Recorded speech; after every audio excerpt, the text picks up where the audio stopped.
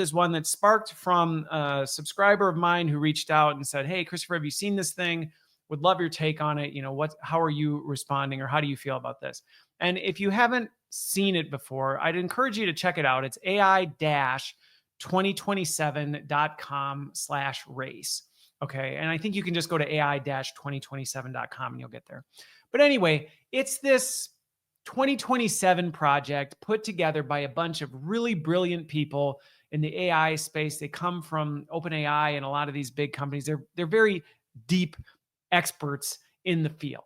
Okay. So they know this stuff inside and out and are actually involved with some of this stuff. And so they kind of put together their projections on what is a story. And this is what I love about what they did. They actually kind of told the story, not kind of, they did. They wrote out basically a narrative, a story of what could it look like if we were to, see things play out the way we're seeing things in our head based on our vantage point. Now, one of the things I really, really appreciated about it is that if you actually look at it, you got to dig into it. But they're clear that they're like, look, we're not saying we even agree with what we're putting out here. We're also not saying this is for sure how it's going to be. So I'm going to reiterate those two things because I don't want anybody listening or watching or whatever consuming this and then going, Christopher said, or Christopher said, they said. And I'm like, that's not what I said. They really did do a good job of saying, listen, this is just our best guess of what we're seeing will happen, not what we'd like to happen, not how we absolutely think 100% sure it will happen, but what we're seeing are some very viable probabilities based on where the tech is. Let me just tell you, it's very long, so I'm not going to go through the whole thing. And it also is not something I would advise you to read before bed. Okay, so there's my adult advisory or explicit advisory warning. Be careful when and how you consume this thing because it's intense to say the least. Now, some of the things that it did, and it has this really cool in the top. At some point when it's not just me or I have some more capability, I'll maybe do more with the video so you can see what I'm seeing and how I'm thinking. But for now, you're just gonna have to let me explain via words. But on the top, what is that, right corner? It's got this animated chart. They did a really good job with this report. And as the story unfolds, as you scroll through the story, and there's kind of some blowouts that you can kind of see like, wait, what is that? Which they did a good job of help breaking it down for people who may not understand some of this terminology. Or, when you hear iterated distillation and amplification and IDA, and you're like, what? There's a little flip down that explains what it is. So they did a good job with it. But then they also did this animated thing that just shows the trajectory of where things are going. And they also broke down some of the key risks and things that they see happening in, as we move forward. And so there's 6 AI capabilities they're really watching and really concerned about: hacking, coding, politics, bioweapons, robotics, and forecasting. So I'm not going to sit and define all those for you. You can look at the report if you want to actually see it. But then it also kind of animates like, hey, where are we going to start to see emphasis in this? What's the growth trajectory on some of this stuff? How many actual AI agents and how advanced are they going to be? So, as we look in like the early years, it's kind of where we are now, where it's like, well, it's kind of smarter than humans, but not necessarily all that smarter. It's maybe 12 times faster than a person. And then you start to see the orders of magnitude jump up as you scroll down and you start to see, whoa. Some of the things that stood out to me on this, I actually liked the 6 categories that they picked. And I think they're things that we should all be watching for. Now, the one warning, well, I've given you lots of warnings on this. It can be very easy to read this and feel very helpless.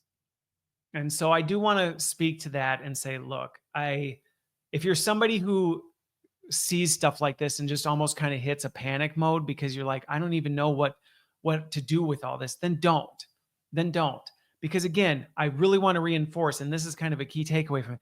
Please do not look at this kind of stuff and see this as a narrative of where we're going. It could be.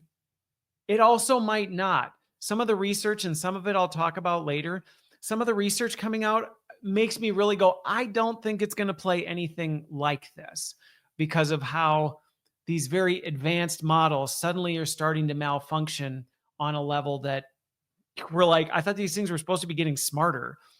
They're getting smarter. And so every time we see it go up in one area, it's like it breaks cataclysmically in others. And so some of this, it's just going to be this continual exponential growth trajectory up. I could it happen? Sure. Does our risk of not thinking ahead, not considering risks, not critically evaluating what's 10 steps ahead, could that lead us to make some of these mistakes at a catastrophic level? I mean, yes. Do I think we're going to see some of the catastrophic things that happen in here play out? I absolutely do. So if you were to ask me, Christopher, so are you saying, this is all just junk science? And that's why I say you should pay attention to it. You should pay attention to it and have your eyes wide open to watching for some of this stuff. Because if you were to say, Christopher, so do you just think just throw this all out? It's all junk anyway. It's not accurate. It's junk science. It's a bunch of propaganda to scare people. And no, there are some very legitimate things that these very intelligent people who are right in the heart of this stuff that I can say from firsthand experience. I've seen some of these things where I go, yeah, they're not wrong. Like, this is not exaggerated. The potential of what they're talking about is very much real. And I mean, I think one of the things you see in it is that, like, we don't even really get to reliable agency until about 2026. Now, again, to me, I think, good grief, every week it's changing. A year out from now, that's a lot of gaps to close. Okay. So if you look at the trajectory of this stuff start to exponentially jump up, you see us getting to reliable agent starts to increase things. So what should you take from that? Well, we should be paying attention to agents. Everybody said 2025 was going to be the year of agents. I think it's the year of experimenting with agents. I think people are playing around with this stuff. They're experimenting with, does it do what we think it can do? Does it work the way we think it should? Maybe not. And, we'll see how that works. And, then we'll go from there. But there's a lot of unknowns right now. And so, but we should be watching agents and we should be watching to see how they go. And do they improve? Do they get worse? Because what I do agree with the report is what happens with agents has a significant impact on the trajectory. And if we can't even get these agents to not malfunction the way we do, that line's going to stay pretty flat for a while. Okay. Regardless of whether we say, well, they're PhD agents. Yeah. Well, they're PhD agents that can't seem to really do anything. Okay. It doesn't really matter. It's going to stay relatively flat. Now, when I say flat, I don't mean that the AI capabilities won't continue to increase. So if you look at the chart and you see like hacking and coding and bioweapons and all this other stuff start to move up, it doesn't mean that those just stagnate. Because even where AI is today, those things are already growing. It just means they're going to grow at a more controlled rate. And so I think we absolutely should be watching the agents. We should be watching how we're making decisions about where they get used and how much autonomy we give to them. Because to me, that's another element of, well, okay, so maybe we get to reliable agents, but are we handing things over to those reliable agents that we shouldn't? Or shouldn't, I get kind of allergic to that, but like, how much do we actually start delegating? Well, humans are pretty resistant to change. So we get a little nervous when it starts coming to handing things over. So maybe that slows things down, but we should be watching that. How are agents advancing?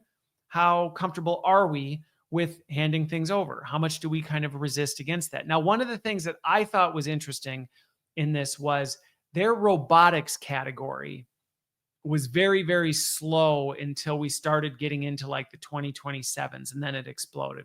I actually don't know that that's the most accurate. And again, the people who are largely involved in this were more on the software development side, from what I could tell. They were not on the manufacturing, the hardware, the engineering side of robotics.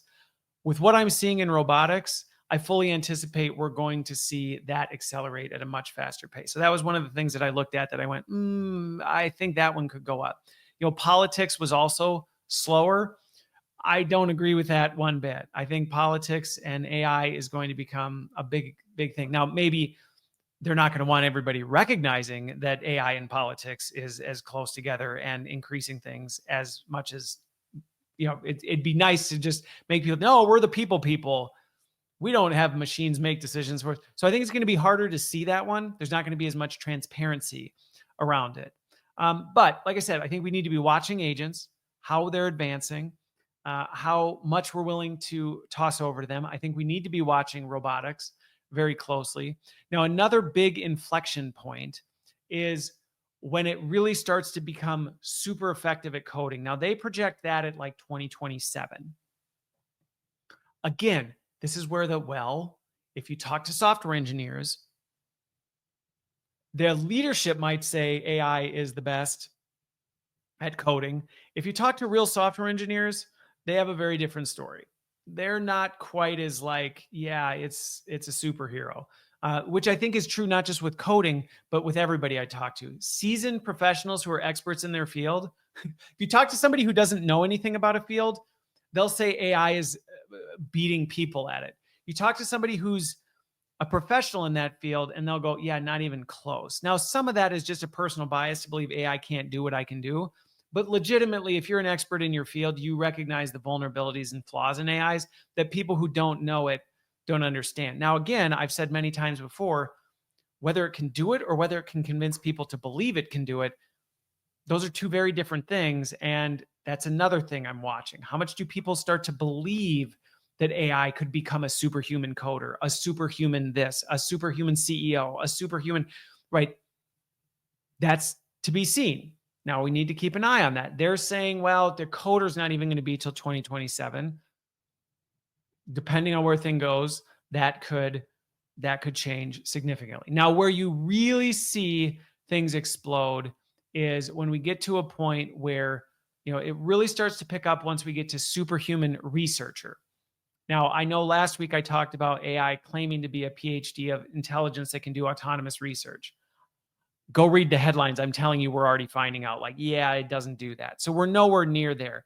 They're predicting that out in the 2027 range. I think that's probably a more accurate prediction. But even that, research on what?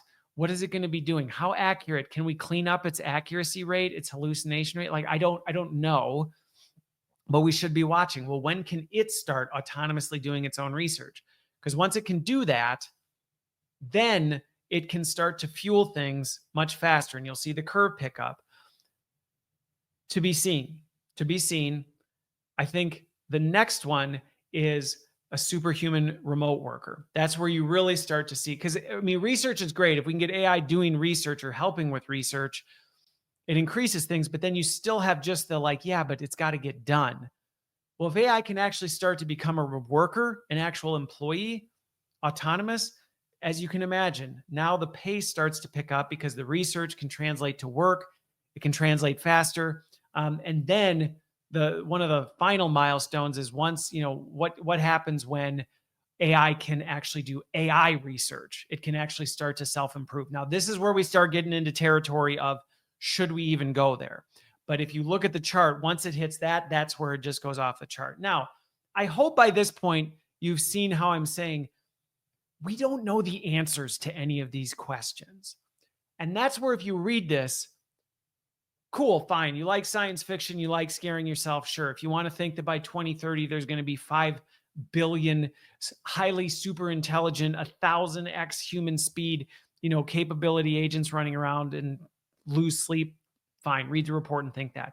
But I think the clear indicators that we should be watching are this, okay, when can it start to become an agent? When can it start to do things autonomous, like coding, faster and better than people? When can it start to do research well? When can it start to do work without a human behind it? Right. And it just goes from there. When can it start doing research on itself? I think those are the kinds of things that we should be watching. But like I said, it's an interesting thought experiment. I hope that at least brings some calm to it, that, yeah, it's scary. And the person who reached out to me was a little freaked out by it. And they're like, Christopher, do you agree with this? I'm like, That's like watching Black Mirror and going, "Do you agree with it?" I'm like, I mean, it's science fiction. So, yes, I think it's possible. I think we're going to experience some of the really horrific and tragic things in here. I think one of the things that's missing, and then I'll end on this because this is longer than I normally go on these, is what a lot of this stuff misses. And this is the part that I want to end on a really positive note. Most of this stuff never talks about the positive side. We're always focused on the negative. It's going to hack. It's going to take over politics. We're going to use it to develop bioweapons and, you know, eliminate human jobs. And I'm like, yeah, I mean, it could, but it's also going to cure diseases. It's going to, improve people's lives. It's going to, do these other things. And yes, are there inherent risks we need to watch out for? Absolutely. Absolutely. But like, let's not get so lost in the fear mongering of all the horrible things it could do that we at least don't represent the fact that, I mean, it's also going to do some pretty killer stuff. Like, it's also going to be able to do some pretty amazing things. And let's not forget that because that's super exciting too. And I think that helps balance the scales of, are some of these things going to happen? Yeah. But I don't see, eliminating cancer on the list. Where's that? Like, giving people who are paralyzed with spine or brain injuries, repairing that, like, where's that on the list? It's not, even though that is very much a viable thing that we could see in 2026, 2027. Why is that not there? Well, that doesn't trend well, right? That doesn't feed this idea that, the end of the world is near. And so hopefully that helps balance things out a bit.